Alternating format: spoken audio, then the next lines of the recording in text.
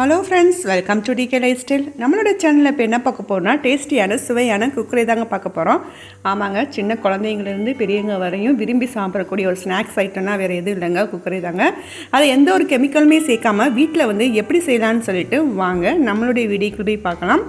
அதுக்கு முன்னாடி நம்மளோட சேனலை முதல்ல பார்க்குறீங்கன்னா சப்ஸ்கிரைப் பண்ணிவிட்டு பாருங்கள், ஃப்ரெண்ட்ஸ் அண்ட் ஃபேமிலிக்கு ஷேர் பண்ணுங்கள். இப்போ வாங்க இதுக்கு தேவையான பொருள் என்னென்னு சொல்லிட்டு பார்க்கலாம். இப்போ கடாய் ஒன்று எடுத்து வச்சுருக்கேன். அதில் 1.5 கப் அளவுக்கு நான் தண்ணி சேர்த்துக்கிறேன். தண்ணி நல்லா கொதி வரட்டும்.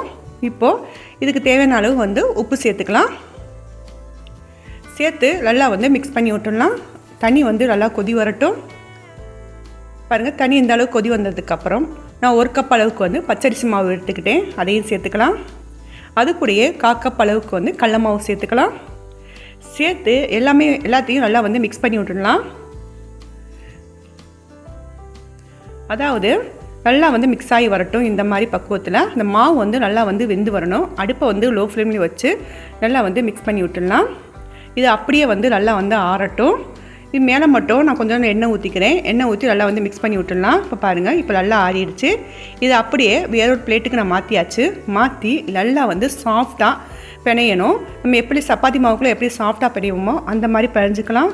இப்போது பிணைஞ்சிட்டு இப்போ சின்னதாக லைட்டாக ஒரு உருண்டையை மட்டும் உருட்டிக்கிட்டு நம்ம கை விரல்களில் வச்சு இப்படி தேய்ச்சோம்னா இந்த மாதிரி குக்கரி ஷேப்புக்கு நம்மளுக்கு கிடச்சிரும். இதை நான் எடுத்து வச்சுக்கக்கூடிய எல்லா மாவையும் இந்த மாதிரி நான் உருட்டி வச்சுக்கிறேன். பாருங்கள், இந்த மாதிரி உருட்டி வச்சுட்டேன். இப்போது எண்ணெயும் நல்லா காஞ்சிருச்சு. எண்ணெய் நல்லா காய்ஞ்சிருக்கணும். நம்ம போட்டு உருட்டி வச்சுக்கக்கூடிய குக்கரியை நம்ம உள்ளே சேர்த்துடலாம். சேர்த்துட்டு அடுப்பை லோ ஃப்ளேமில் வச்சு எல்லா சைடுமே நல்லா திருப்பி போட்டு நல்லா வேக வச்சிடலாம். பாருங்கள், இப்போ நல்லா வெந்துருச்சு. இது அப்படியே வேறு பிளேட்டுக்கு நான் மாற்றிடுறேன். இப்போது இதுக்கு தேவையான மசாலா பொருட்கள் சேர்த்துடலாம். நான் மிளகாத்தூள், சாட் மசாலா சேர்த்து நல்லா மிக்ஸ் பண்ணி விட்டுடலாம். உப்பு பத்தாட்டி நீங்கள் இந்த இடத்துல உப்பு கூட சேர்த்துக்கலாம். சேர்த்து அதில் மசாலா எல்லா சைடும் படுற மாதிரி நல்லா மிக்ஸ் பண்ணி விட்டுடலாம். அவ்வளோதாங்க, சூப்பரான டேஸ்டியான குக்கரி ரெடி ஆயிடுச்சு.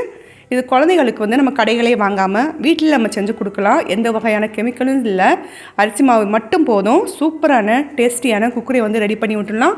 ஸ்கூல் விட்டு ஒரு குழந்தைங்களுக்கு இந்த மாதிரி செஞ்சு வச்சோம்னா கண்டிப்பாக விரும்பி சாப்பிடுவாங்க. அந்த அளவுக்கு டேஸ்ட்டாக இருக்கும். ஓகே ஃப்ரெண்ட்ஸ், இந்த வீடியோ உங்களுக்கு பிடிச்சிருந்துச்சுன்னா லைக் பண்ணுங்கள், கமெண்ட் பண்ணுங்கள், ஷேர் பண்ணுங்கள். மறக்காமல் சப்ஸ்கிரைப் பண்ணிடுங்க. தேங்க்ஸ் ஃபார் வாட்சிங்.